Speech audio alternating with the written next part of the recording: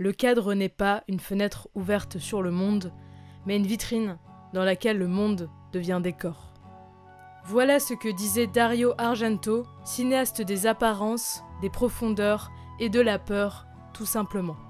Si ses films les plus connus restent aujourd'hui Les Frissons de l'angoisse et Suspiria, cette recherche de vérité, ce style très marqué et cette quête de sens est présente dans tous ces longs métrages, marqués par les meurtres, par leurs couleurs, leur musique, qui tentent de perdre le personnage et le spectateur dans un labyrinthe illogique et complexe qu'il faut apprendre à analyser pour en trouver la sortie. Il était une fois El Maestro, il était une fois Dario Argento.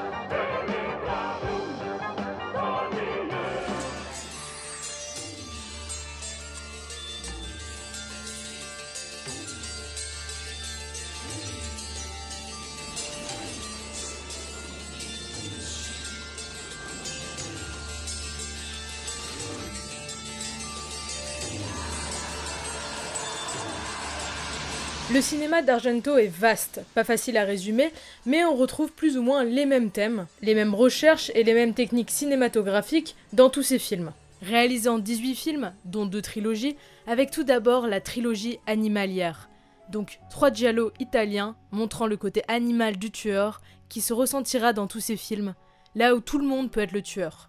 Mère, femme, enquêteur, enfant, homme, qu'importe qui est l'assassin, on montre ici les fantasmes de quelqu'un qui a souvent été enfermé, qui n'est plus vraiment humain et qui est en marge de la société.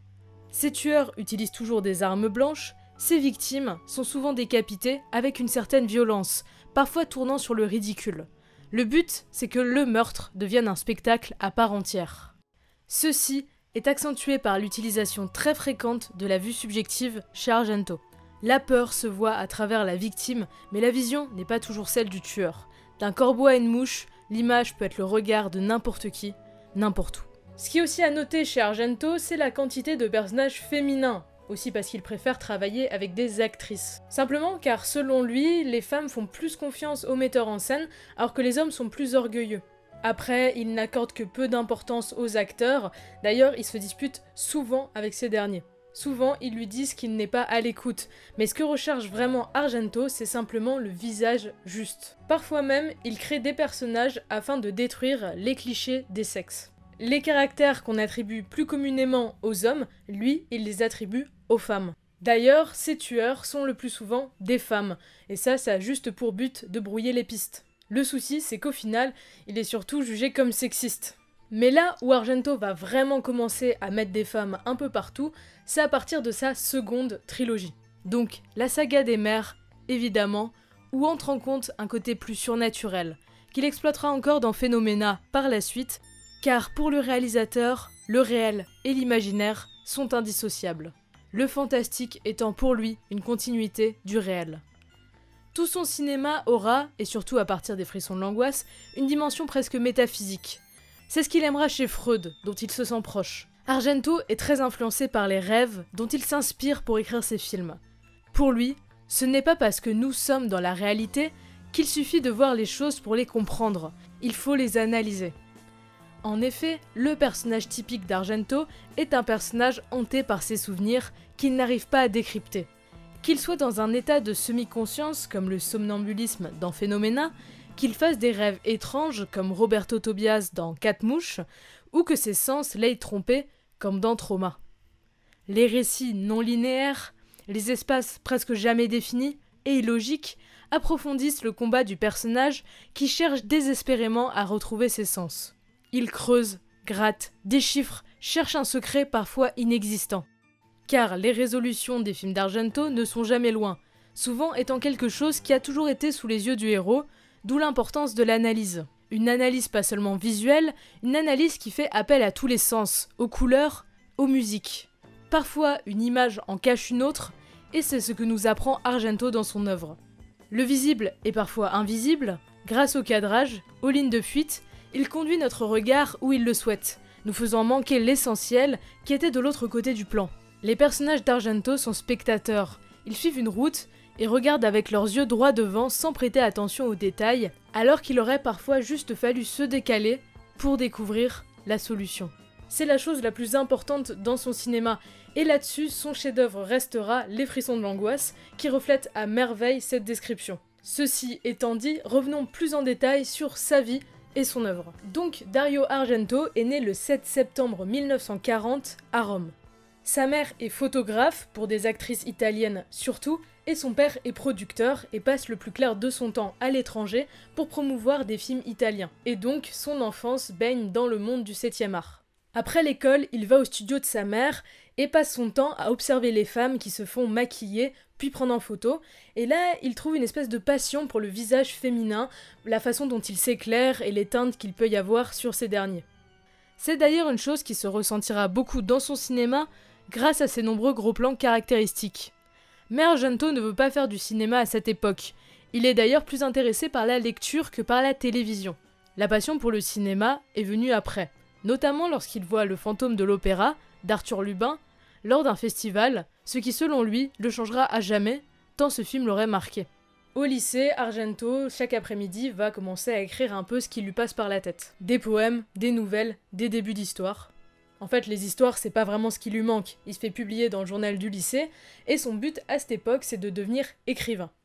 À 15 ans, Argento veut arrêter l'école, donc son père va l'envoyer travailler dans une imprimerie.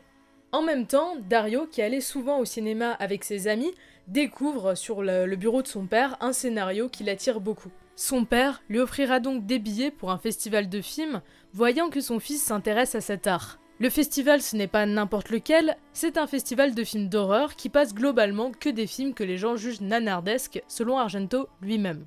Mais lui, alors que toute la salle part au fur et à mesure, il a l'impression de découvrir une autre dimension, avec par exemple L'île du docteur Moreau ou La 7e victime. Et plus les gens disent que c'est mauvais, plus il aime. Son père, qui pensait que l'imprimerie allait un peu le dégoûter et le faire revenir à l'école, se rend compte que son fils n'est pas du tout fait pour ça, et du coup il va l'envoyer à Paris pour apprendre le français. Argento connaît là-bas les prémices de la nouvelle vague, passe son temps à la cinémathèque et dans les ciné-clubs, et ne veut jamais retourner à Rome. Son père devra l'obliger à rentrer, et là Argento change de vocation, maintenant il veut être journaliste. C'est ainsi que son père va le faire rentrer dans un petit journal italien, Les Héros du spectacle, dans lequel il va être assistant du critique cinéma. Mais il est vraiment à contre-courant de tout le monde. Dans le journal ou alors dans les écoles de cinéma où il souhaite postuler, tout le monde lui dit que le cinéma américain c'est inintéressant et que ce n'est qu'un vain divertissement. Argento n'est pas d'accord, il admire Hitchcock et John Ford en particulier, et refuse ce conformisme. Pour lui, il n'y a pas de mauvais film, il y a toujours quelque chose à sauver. Malgré ses idées un peu à l'encontre des autres, il reste au magazine et réussit assez bien. Il interviewera même John Huston en allant juste toquer à sa chambre d'hôtel et finira par dîner avec lui. Plus tard, on lui demandera d'interviewer Fritz Lang et c'est le début de la réussite d'Argento selon lui. Il était fiancé à Maritza Casale, qui deviendra sa femme, et il côtoyait les grandes stars du cinéma grâce au journal. Et tout cela n'ira qu'en s'arrangeant. En 1964, Argento assiste au tournage de Juliette des Esprits de Fellini. Il aura même un petit rôle dans un autre film peu après, et dès qu'il a du temps, il commence à écrire sur des petits post-it des idées de films. À cette époque, il veut juste être scénariste, mais il détaille tout, les plans de caméra, etc. dans le scénario. Lorsqu'il achève son premier scénario, ce dernier se retrouve dans les mains de Sergio Leone, qui a déjà réalisé Pour une poignée de dollars et qui est donc déjà mondialement connu. Argento et lui deviennent de très bons amis. Leone réunit Argento et un certain Bertolucci avec le producteur Alberto Grimaldi. Leone les interroge tous les deux avant de leur annoncer qu'ils travailleront ensemble sur son prochain film. Le bon, la brute et le truand venaient de sortir et les deux jeunes réalisateurs acceptent sans hésiter. Ensemble, ils écriront une histoire qui allait devenir Il était une fois dans l'Ouest. Ressorti grandi de cette expérience, Argento va de plus en plus écrire et de moins en moins aller au magazine car le boulot de journaliste, ça ne l'intéresse plus beaucoup. Après avoir écrit des scénarios par-ci par-là, Argento, lors d'un voyage en Tunisie, va rêver d'être enfermé entre deux vitres et de ne plus pouvoir en sortir. En se réveillant, il a une idée. Créer un film dans lequel le personnage principal doit assister à un meurtre en étant enfermé entre deux vitres sans pouvoir intervenir. C'est de là que naîtra son premier film, L'oiseau au plumage de cristal. Argento s'enferme et écrit, et il ne montre son scénario qu'à Bertolucci, qui lui montrera, lui, le scénario du conformisme. S'encourageant l'un et l'autre, ils vont essayer de dénicher des producteurs. Argento décline plusieurs offres de réécriture de son scénario. Beaucoup disent que le fait que son film se déroule en Italie n'est pas vendeur. Il acceptera tout d'abord que son film soit réalisé par Terence Young, qui vient de réaliser quelques James Bond avec Sean Connery. Mais lorsque ce dernier refuse, Argento se rend compte qu'il est soulagé car son scénario vient de lui et il veut le réaliser. Il fait donc appel à son père, Salvatore Argento, et il lui présente son idée. Son père accepte et met beaucoup de son argent dans le projet en tant que producteur. Ennio Morricone sera engagé pour faire la musique en tant que grand ami du père d'Argento et de Sergio Leone. Enfin, Dario choisira Tony Musante pour jouer le rôle principal. Acteur qu'il trouva bon et intéressant par rapport à sa nationalité américaine, mais avec lui, il éprouvera beaucoup de difficultés durant le tournage, à tel point qu'ils finirent par ne plus se parler. De toute façon, pour Argento, les acteurs n'ont pas vraiment d'importance. Sitôt en place, le film qui devait se dérouler à Turin sera finalement tourné à Rome. Avec un grand souci du détail, Argento dirige tout et veut faire un film que personne d'autre n'aurait fait à part lui. Néanmoins, 2 semaines après le début du tournage, Goffredo Lombardo, le producteur du Guépard notamment qui travaille sur le film avec le père d'Argento, il appelle Dario et lui dit que c'est pas possible, qu'il ne sait pas tourner et qu'il faut prendre un réalisateur digne de ce nom. Argento refuse, continue de tourner son film, et Lombardo, avec son équipe, lorsqu'ils vont voir les premiers rushs, vont être complètement dégoûtés. Ils vont même insulter le père d'Argento tant ils trouvent le film mauvais et irregardable. Seule la secrétaire de Lombardo fut retournée par le film, marquée et tétanisée. Alors le père d'Argento amène la secrétaire dans le bureau de Lombardo qui lui raconte tout ce qu'elle a vécu pendant le film et comment ça l'a marqué, et ainsi Salvatore dira que la secrétaire, c'était ce qui se rapprochait le plus d'un public lambda. Si elle pensait ainsi, il y avait de fortes chances que les spectateurs pensent pareil. Le titre du film vient d'Argento sans trop d'explications à part son rapport avec le dénouement du film. L'oiseau au plumage de cristal raconte l'histoire d'un écrivain américain séjournant en Italie. Il est témoin d'une agression qui est en lien avec une série de meurtres et il va lui-même enquêter sur l'affaire pour trouver le tueur qui cherche à l'éliminer. Sans rien dévoiler de la fin du film, on voit déjà qu'Argento, avec celui-ci, veut donner une certaine psychologie à ses tueurs. Le réalisateur lira beaucoup de Freud et autres pour comprendre le fonctionnement humain. Interdit aux moins de 14 ans, le film sort le 19 février 1970, mais les premières de Rome avaient résulté sur des salles presque vides. Les deux hommes décident d'aller à Naples et à Florence pour les premières, afin de voir si par hasard le film n'y rencontrerait pas un certain succès. Et contre toute attente, c'est exactement ce qui a lieu. Lorsqu'ils assistent à la première de Florence, ils sont étonnés lorsqu'à la fin du film, tout le public applaudit. Grâce au bouche à oreille principalement, le film d'Argento marche et remporte 1 milliard de lire, soit à peu près 500 000 € sans compter l'inflation. À peine sont-ils rentrés à Rome que Lombardo les appelle et leur demande quel sera son prochain film. Il répondra que le prochain, il veut le faire à Turin. Pour lui, le deuxième film d'un réalisateur, c'est jouer le tout pour le tout. Il veut faire un film différent du premier, qu'il nommera Le chat à 9 queues, continuant donc la trilogie animalière, même si ça, il ne le sait pas encore. Polar plus classique cette fois, Le chat à 9 queues raconte l'histoire d'assassinats mystérieux. Un journaliste, aidé d'un aveugle, vont alors mener une enquête sur cette série de meurtres. Pas de traumatisme dans ce film, mais une histoire plus proche d'un polar. Reprenant une équipe gagnante, donc Morricone à la musique, et Franco Fraticelli au montage. Argento tourne ce film, qu'il dira après coup être sûrement l'un de ses films qu'il apprécie le moins. Le tueur apparaît encore une fois en vue subjective avec des gants noirs. Chose intéressante, lue dans l'autobiographie d'Argento, il y avait un acteur qui devait jouer le tueur en vue subjective, mais en fait il se trouve que Dario ne le trouvait pas bon du tout. Par conséquent, un petit peu énervé, il prend le couteau et il lui montre comment il faut planter le couteau si on était un tueur. Et là, l'équipe technique se dit, si Argento le fait si bien, il devrait le faire lui-même. Et à partir de là, dans tous les films d'Argento, le tueur en vue subjective avec les gants noirs qu'on retrouve souvent, ce sera Argento lui-même qui le jouera. Donc le film sortira le 11 février 1971 en Italie et remportera 2 fois plus de revenus que L'oiseau au plumage de cristal. Après ce film, en Italie, naîtront de nombreux films avec des noms d'animaux, créant un courant cinématographique dont Argento serait le chef de file, ce qui ne le ravit pas beaucoup. Mais maintenant, il devait faire son 3e film et mettre un terme à cette invasion zoologique. Ce film sera donc 4 mouches de velours gris. Ce 3e film prend de l'ampleur, distribué par Paramount avec beaucoup plus de budget. Argento voudra vraiment faire un bon film, un qui cette fois lui plaise vraiment. Repoussant les polars classiques, il veut essayer de mélanger les genres et fera totalement différemment que ses autres films, même s'il s'inspirera encore de ses rêves pour écrire l'histoire. Cette fois, le personnage principal, Roberto Tobias, est un musicien, aussi parce qu'Argento adore la musique. C'est bien qu'il voulait que le rôle aille à un musicien. Il demanda alors à James Taylor, qui refusa car le cinéma ne l'intéressait pas. Quoi qu'il en soit, le père d'Argento réussit à avoir Michael Brandon, qu'ils aimaient tous les deux, avant que Salvatore mette en avant la ressemblance entre Dario et Brandon. Alors le réalisateur va plus loin. Pour faire la femme de Roberto, il voudrait une actrice ressemblant à sa propre femme, Maritza. Donc, l'histoire, c'est celle de Roberto Tobias, qui tue accidentellement un homme. Un inconnu le prend alors en photo et le menace. Sous les conseils d'un Bud Spencer toujours à la cool, Roberto va alors faire appel à un détective privé pour comprendre qui le menace. Détective privé interprété par notre français, Jean-Pierre Mariel. Casting assez étonnant, je ne vous le fais pas dire. Mais ce n'est pas seulement la trilogie animalière qui va se conclure avec ce film, c'est aussi la collaboration Morricone-Dario, vu que Salvatore s'est disputé avec Ennio parce qu'il pensait que la musique de 4 mouches était décevante. Et on n'est pas du tout d'accord avec lui, cette musique est géniale.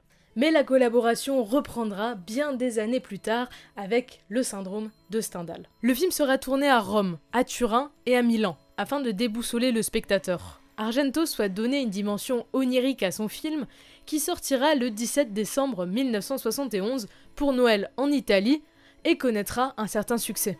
Mais il ressort fatigué de cette expérience, disant que ce film, ce sera son dernier. Il ressent un vide après ces 3 films en à peine 2 ans.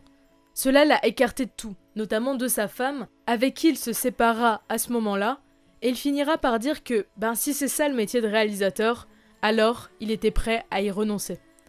De plus, même si beaucoup aiment son travail, il est constamment remué par des journalistes et des étudiants qui dénoncent l'afflux de violence dans ses films, ou même la misogynie, ce qui ne lui facilite pas vraiment son quotidien. Sans parler des problèmes juridiques que rencontrèrent le film, qui feront qu'il restera introuvable en DVD et en VHS pendant plusieurs années. Cela qualifia ce film comme film introuvable chez les collectionneurs. Alors qu'Argento ne veut plus faire de films, il se tourne donc vers la production et les scénarios. C'est ainsi qu'il écrira, un petit peu à la manière du Hitchcock présente, 4 scénarios pour la télé qui furent assez mal accueillis. D'abord, il y eut des problèmes de censure, notamment parce que on peut pas montrer de couteau à la télévision à cette époque, parce que a priori c'est un symbole phallique. Donc Argento remplacera les couteaux par des crochets. Voilà, comment la censure rend un truc encore plus effrayant que ça ne l'était déjà. Mais du coup, plein de gens furent scandalisés de voir ça le soir à la télé. Faut savoir qu'à l'époque, il y avait beaucoup moins de chaînes que maintenant. Du coup, en fait, si tu regardais le programme de 20h, presque tout le monde regardait le même. N'empêche que grâce à ça, Argento apparaît à la télévision, fait des interviews, et les gens commencent à le reconnaître dans la rue, au restaurant. Il devient une petite célébrité quand même en Italie. Par hasard, à cette époque, Dario se remet à travailler sur l'écriture d'un vieux sujet, un film se passant durant l'époque révolutionnaire de 1848 à Milan. Avec Nanni Balestrini, l'un des fondateurs du Parti ouvrier italien, ils peaufinent le scénario à Milan et passent leur temps à la bibliothèque. Balestrini devait lui-même réaliser le film, mais au dernier moment, il y renonce, et évidemment, c'est Argento qui est obligé de s'y coller, alors que le scénario n'avait pas vraiment été écrit pour lui.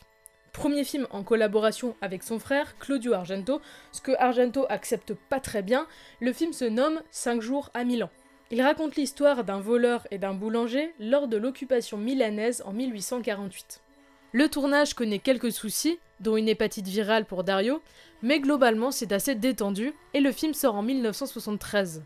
Mais malheureusement, le public se sent trahi par ce soudain changement de cap entre l'horreur et l'histoire. Le traitant de fasciste, la critique attaque violemment le film, qui se solde sur un échec. Certains dirent même qu'Argento avait manipulé l'histoire de l'Italie. Mais la copie étant très difficile à trouver actuellement, il est assez compliqué de fournir une analyse complète du film. Mais ce film a le mérite d'avoir donné envie à Argento de réaliser des films, mais cette fois, les siens. Le but d'Argento ici, c'est de créer un film onirique, où on suivrait le parcours d'un personnage, et comme titre, il trouve Scipio Mega. Donc en fait c'est la réunion des dernières lettres de l'alphabet grec, mais au final le film trouvera un nom beaucoup plus simple, Profondo Rosso, qui fut traduit en français par Les frissons de l'angoisse. L'histoire est simple. Marc, un pianiste, assiste un soir à un meurtre et il décide de mener sa propre enquête car il a l'impression de détenir un indice, car il a l'impression d'avoir vu un élément sur la scène de crime que personne d'autre n'aurait vu. Problème, il ne sait pas exactement quoi. Différent des 3 premiers films, Profondo Rosso introduit une nouvelle thématique, le surnaturel. Le réalisateur explique qu'il veut décrire un long rêve, là où le personnage croit avoir vu quelque chose et qu'il cherche quoi. Et en ça, le film se rapproche beaucoup de Blow Up d'Antonioni, en plus d'avoir le même interprète principal, David Hemmings. Ce n'est évidemment pas un hasard, il fut choisi par Argento justement pour sa prestation dans Blow Up. Il sera alors le dernier Young Hero, selon Dario, car, après ce film, le réalisateur se concentrera seulement sur des protagonistes féminines. Mais bien plus que ça, le film est très proche du film d'Antonioni dans son rêve de profondeur. Le personnage de Blow Up cherche à trouver quelque chose dans la photo en zoomant le plus possible, rentrant dans l'image, mais dans Profondo Rosso, Marc lui rêve aussi de volume, de rentrer dans l'écran. La recherche de la matière, le fantasme du mystère, qui sert aussi à combler un manque, quelque chose qu'on n'aurait pas vu, ou du moins qu'on aurait mal vu. Tous les personnages d'Argento ont un peu ce schéma, mais Marc en est sûrement la plus belle illustration. Le scénario achevé, il le montre à son frère et son père, qui furent très sceptiques. Le père d'Argento lui conseille même d'enlever quelques scènes, par exemple celle du pantin qu'il trouve stupide, et là Dario s'énerve, prend son scénario et part et ne laisse plus jamais personne le toucher. Sur un conseil d'amis, il va faire passer une audition à une femme pour le rôle de la journaliste, et cette femme, c'est Daria Nicolodi, la future femme de Dario, qui jouera presque dans tous ses films jusqu'à Opéra. Le film sera encore une fois tourné à Turin, et sera le film le plus long du metteur en scène, avec plus de 2 heures, mais il faut savoir qu'en France, en vidéo, il est sorti censuré d'1 tiers. Pas du tout à cause de la violence, mais à cause de la longueur du film. Faut dire qu'à la base, Argento avait écrit un film de 3 heures, mais abandonna assez vite l'idée. Malheureusement, le scénario original fut perdu par Argento et nous ne pouvons pas le lire. Comment enfin parler de Profondo Rosso sans parler de la musique qui a fait beaucoup du succès du film? Faut dire qu'à la base, Argento voulait demander au Pink Floyd ou à Deep Purple de faire la BO du film, mais la demande était évidemment excessive. C'est là qu'il tombe sur un groupe inconnu, Goblin, qui vient de sortir son premier album. Le groupe composera alors la musique du film. Le thème principal obtient un disque d'or et se vendu à des milliers d'exemplaires. Carpenter lui-même dira s'en être inspiré pour le thème d'Halloween. Le film sort en 1975 et est un énorme succès. Comme Hitchcock pour le film Psychose, Argento demande aux salles d'interdire toute entrée après le début de la séance. Mais alors qu'Argento va être père pour la 2e fois, vu que Daria va donner naissance à Asia Argento, dont on reparlera plus tard, eh bien, il veut aller vers des choses un peu plus enfantins et adapter des contes comme Blanche-Neige ou La Belle au bois dormant. Évidemment, tout en faisant ressortir un petit peu le côté dérangeant. Au même moment, il lit un livre nommé Minne Haha de Frank Wetkin. Ce livre parle de jeunes filles qui subissent un entraînement physique à la dure. Et là, Argento se dit, et si ces jeunes filles avaient affaire à une vraie sorcière, comme celle de Blanche-Neige? Et de là naît l'idée de Suspiria.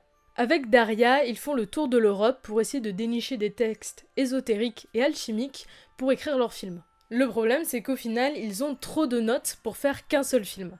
Alors que leur premier scénario est presque achevé, ils découvrent un texte de Thomas de Quincey, un écrivain du 19e, dans lequel un protagoniste décrit ses rêves. Dans l'un de ces derniers, il décrit avoir vu 3 femmes effrayantes qu'il nomme Mater Susperiarum, Mater Tenebrarium et Mater Lacrimorium, comme une sorte d'antithèse des 3 parcs ou des 3 grâces de la mythologie romaine ou grecque. Ce livre se nommait Suspiria de Profundis, et c'est ainsi que Dario choisit le titre de son prochain film, ce sera Suspiria. Mais plus encore, il n'y aurait pas qu'un seul film, il y en aurait 3. 3 comme les 3 mères, Suspiria, Inferno et la 3e mère. L'idée des 3 sorcières est donc reprise. Il y a Mater Lacrimorium, la plus jeune et la plus cruelle, Mater Suspiriarum, la plus vieille, et Mater Tenebrarium, la plus belle. Ces 3 sorcières demandèrent dans l'histoire à un architecte de construire 3 maisons où elles pourraient reposer. Une à Fribourg, la 2e à Rome, et la dernière à New York. est ainsi née la saga des Trois Mers. Et Suspiria se passe donc à Freiburg en Allemagne, ce qu'on voit notamment dans les décors du film. Au départ, le personnage de Susie doit avoir juste 12 ans, mais le producteur s'oppose fortement. D'ailleurs, il faut savoir qu'à l'époque, en Allemagne, il était interdit de faire tourner des actrices mineures. Donc au final, les personnages auront entre 18 et 21 ans, mais Argento ordonna aux actrices de se comporter un petit peu comme des petites filles, et c'est pour ça que quelques répliques sont volontairement enfantines. Il fera même exprès de construire les portes de l'académie beaucoup plus grandes que des portes normales, pour qu'on ait l'impression que le point de vue soit celui d'un enfant. Pour l'actrice principale, Dario pense directement à Jessica Harper, qu'il avait repérée dans Phantom of the Paradise de Brian De Palma. Mais malheureusement, cette dernière est déjà prise pour un autre rôle. Il réussit quand même à la rencontrer et est directement envoûté.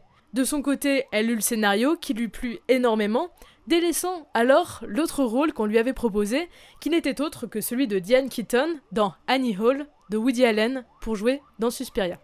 Et ce choix créa une cassure entre Daria et Dario, vu que cette dernière pensait qu'il allait lui donner le rôle principal. Mais en fait, les distributeurs voulaient que l'actrice principale soit une actrice américaine. Donc dommage. Au final, le film est tourné à Rome et pas du tout à Freiburg, et tous les décors et façades du film ont été créés en studio. Argento essaye de repousser les limites de l'ordinaire. Il prend 1 mois pour faire à peine une scène. Il y a tellement de soucis sur le plateau que même les techniciens pensent qu'en fait, ils sont vraiment face à une malédiction. Dario donne juste les dialogues aux actrices, mais pour que ce soit plus vrai, il ne leur dit pas ce qu'il va arriver. Par exemple, dans la scène où Sarah tombe dans les fils de fer, l'actrice ne savait pas du tout dans quoi elle allait tomber.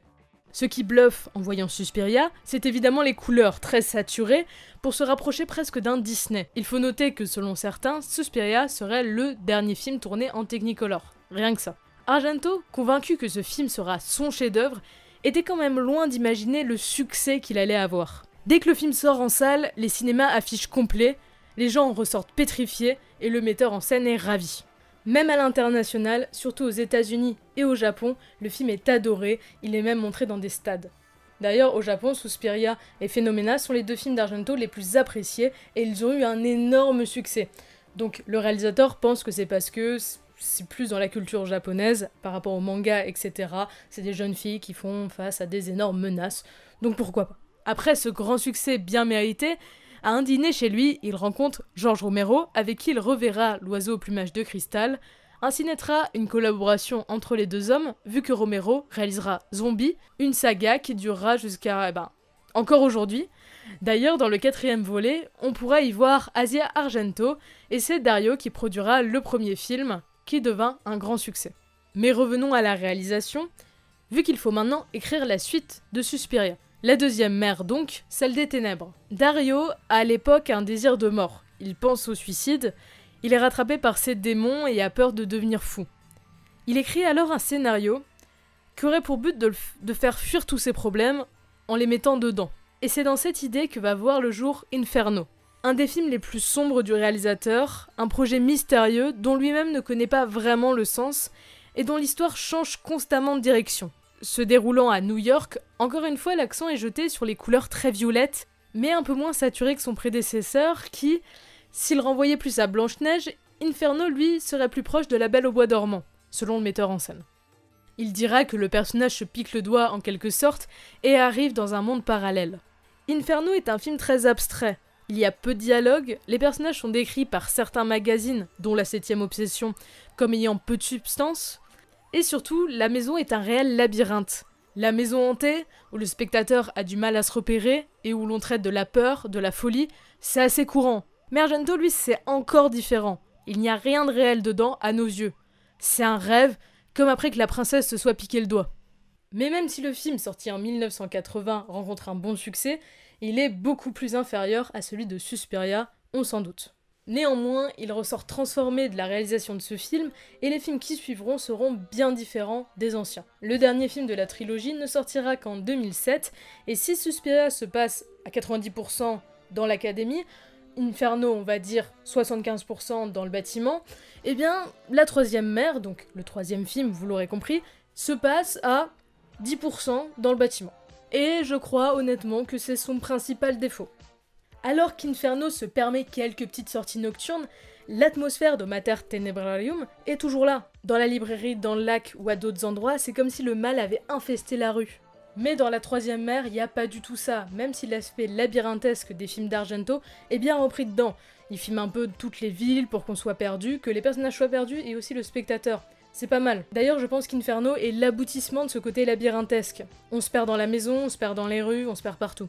Mais pour en revenir à la troisième mer, encore une jeune fille affrontant une sorcière donc, revenons juste sur les lieux et l'ambiance comme on en parlait, car le film n'a rien à voir avec les deux premiers, et c'est ce qui manque terriblement au dernier Argento. Il n'y a pas de vraie ambiance, pas de point central, symbolisé dans la saga par les trois demeures. On ne sent pas le mal ronger l'écran, et c'en est même parfois ridicule.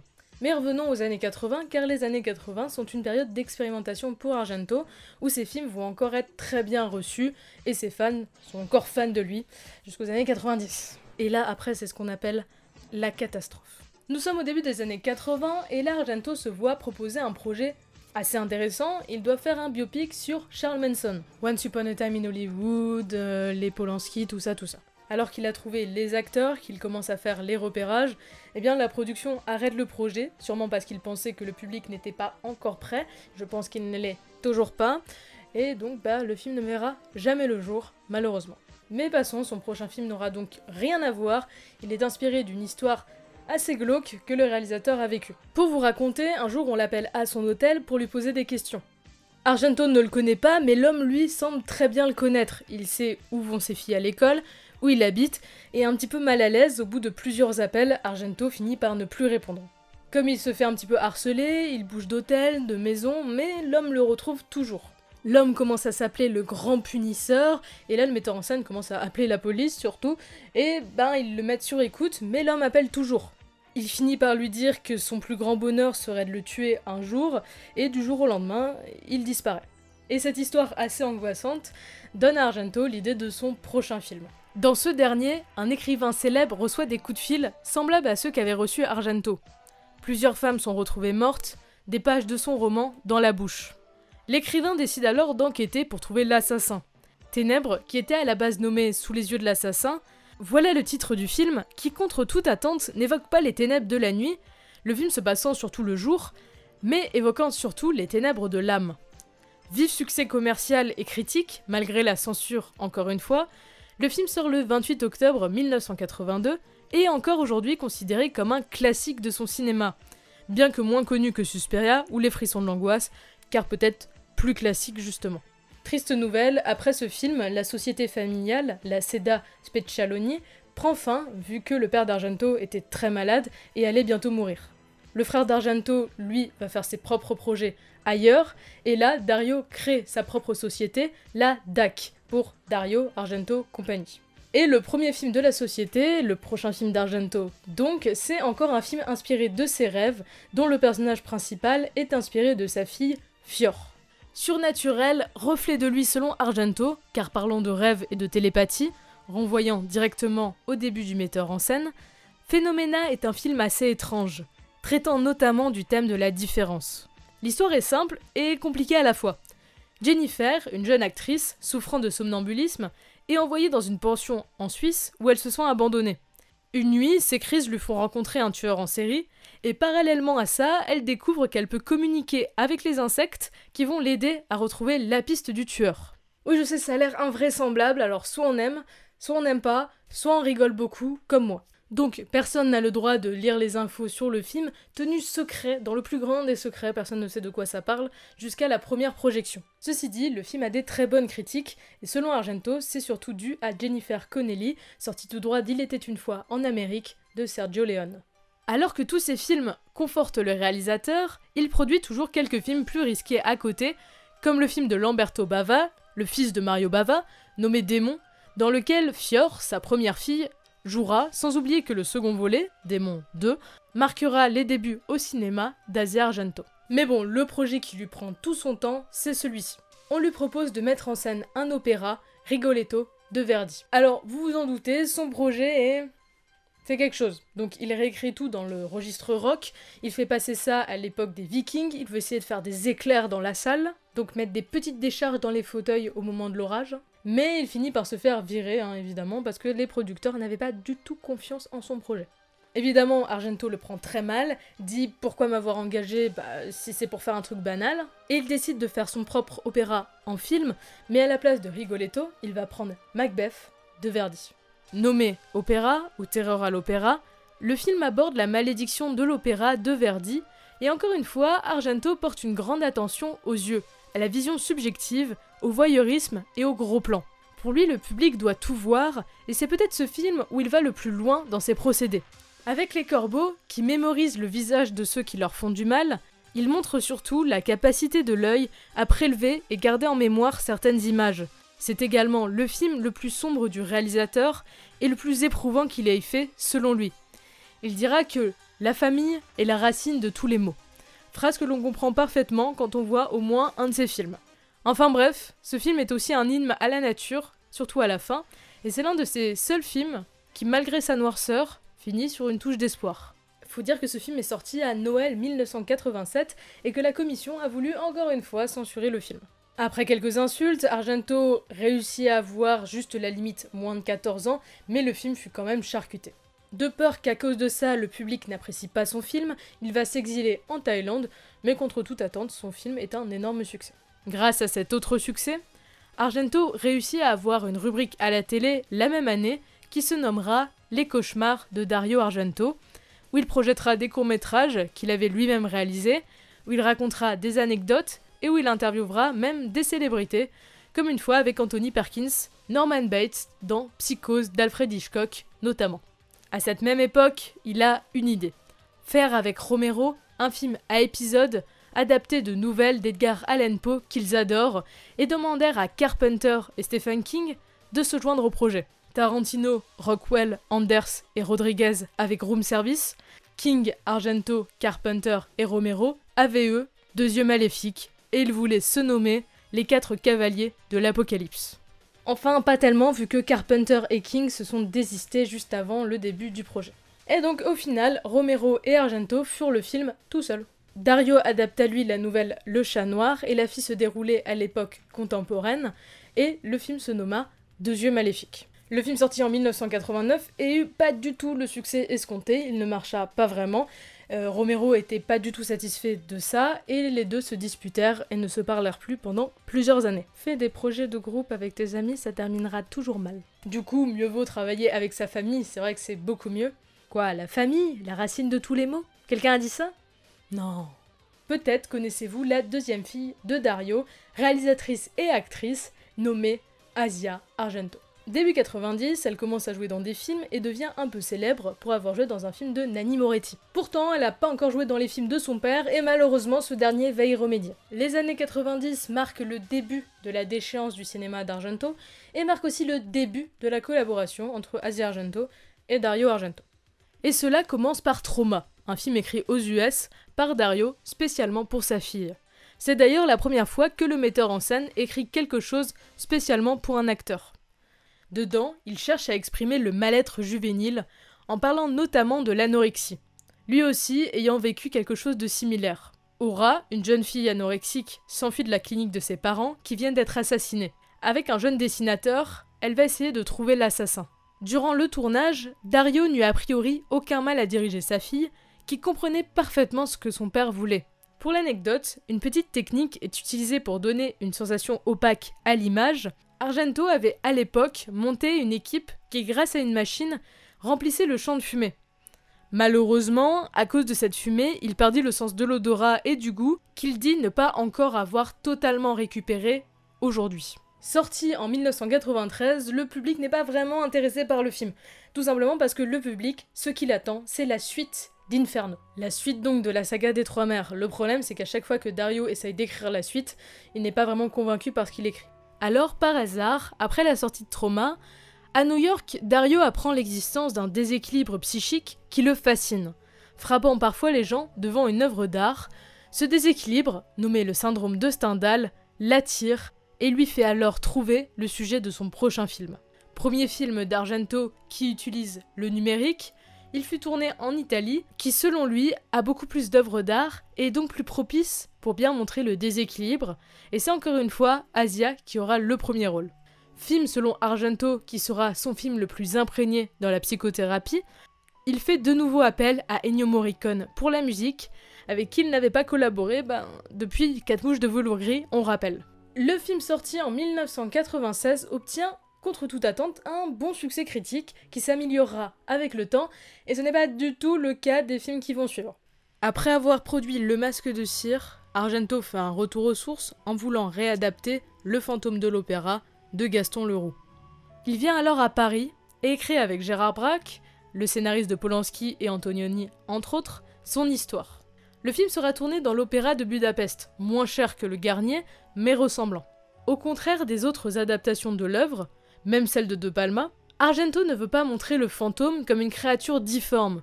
Il veut montrer un être beau et mystérieux. Alors, je sais pas si c'est réussi, mais en tout cas c'est très comique. Donc, pour la énième fois consécutive, Dario reprend Asia au rôle principal, et pour le coup, en 1998, le film sort et c'est un réel échec critique. Et ça va pas s'arranger. C'est vrai qu'après ça, entre Card Player et Dracula 3D, on a eu des super films. Il enchaîne que des échecs critiques, et entre nous, c'est un petit peu mérité, surtout avec ce qu'il nous a livré avant. Parce que même La Troisième Mer, c'est potable, mais avec Suspiria Inferno avant, c'est juste du meurtre. Voilà. Mais en tout cas, ce qui est sûr, c'est que si on pleure pas en les voyant, on peut beaucoup rigoler. Bon, critiquer c'est bien, mais essayons d'expliquer pourquoi la baisse de cette qualité. Selon moi, c'est déjà à cause du numérique. Je pense que Argento n'a pas vraiment supporté le passage au numérique. Il dit qu'il aime la poésie de la technologie. Mais c'est vrai que les films d'Argento reposent beaucoup sur des techniques plus anciennes, sans dire que c'était mieux avant, attention. Et du coup, ces films, qui sont beaucoup basés là-dessus, perdent énormément de charme. Je ne sais pas si c'est à cause du numérique ou autre, mais en tout cas, ces films ont tendance à perdre en ambiance, en couleur, en musique. En fait, ce sont des films assez banals qu'on pourrait retrouver de n'importe qui, ou alors c'est extrêmement moche à cause de la 3D. Ceci reste un avis, cependant, je doute que beaucoup de fans d'Argento soient encore là à dire que ces films sont encore d'une qualité exceptionnelle et aussi bien qu'avant. En tout cas, pour connaître pas mal de fans d'Argento, je n'en connais pas. Ainsi se conclut le périple Argento, avec son cinéma qui en déstabilise beaucoup, par ses couleurs, par son montage, par ses histoires parfois invraisemblables, comme dans Phénoména, ou alors par ses musiques, passant de l'opéra de Verdi à du rock, voire du métal. On peut facilement, en regardant son cinéma, se demander pourquoi ? Est-ce fait exprès ? C'est peut-être un peu ridicule pour beaucoup, mais c'est aussi ce qui fait le charme de son cinéma, si en dehors de tout ce qu'on peut voir ailleurs. Argento donne l'impression de mener son spectateur et veut le forcer à rentrer dans son univers. Il cherche à le perdre, à titiller ses sens, et parfois il expérimente. Comme dans toute expérimentation, il y a parfois des ratés. N'empêche que sa recherche, ses personnages, son esthétisme, jusqu'à une certaine époque, sont impressionnants. Ça peut faire rire, mais en s'y penchant d'un peu plus près, c'est débordant d'ingéniosité. À voir la suite avec son prochain film, dont la musique sera composée par les Daft Punk, et revenant au giallo des débuts selon lui. On attend de voir, mais en attendant, on pourra toujours rentrer dans son univers avec ses premiers films et déchiffrer chaque plan pour voir si, par hasard, on n'aurait pas manqué ce qui était juste sous nos yeux.